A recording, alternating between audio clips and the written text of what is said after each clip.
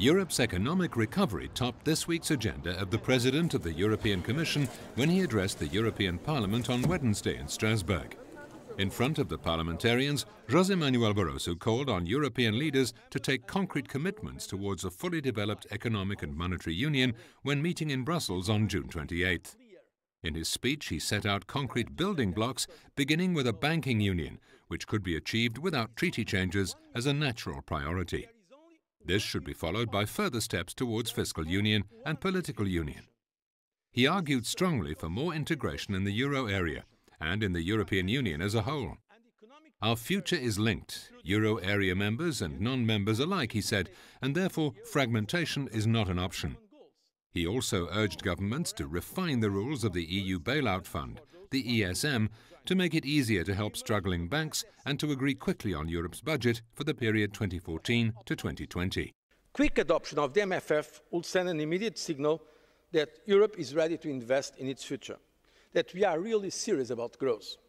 With reduced spending power at home, some member states view the MFF as an extravagance to be minimized and a potential source of savings to repatriate.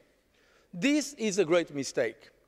Our budget is a budget for investment and for growth, and I believe that we all agree that in current times we need to combine stability and growth. A few hours later, in the sidelines of the plenary session, José Manuel Barroso met with the President of Peru, Mr. Ollanta Humala. The two leaders discussed EU-Peru close ties and cooperation in various areas, such as trade, climate change, or the fight against drug trafficking. In his statement after the meeting, President Barroso said the signing of a free trade agreement between Europe, Peru and Colombia should take place as soon as possible. This would stimulate EU investments in Peru and bring many benefits to citizens and businesses of both parties. The European Union is also the biggest provider of aid to Peru, with 135 million euros over 2007 to 2013, of which 34 million is devoted to the Peruvian National Strategy for Combating Drugs. On Thursday, back in Brussels, President Barroso received the newly appointed President of Serbia, Tomislav Nikolic. He reiterated the strong commitment of the European Commission to support Serbia's European path and said President Nikolic, coming immediately to Brussels, was a clear sign of importance of the European reform agenda for Serbia.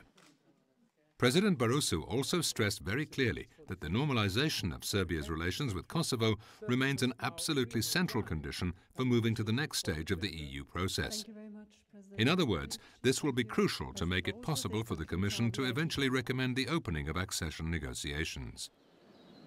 The President travelled to Mexico at the end of the week for crucial international meetings, starting with the EU-Mexico summit, before leading the EU delegation for the meeting of the world's 20 major economies at the G20 meeting.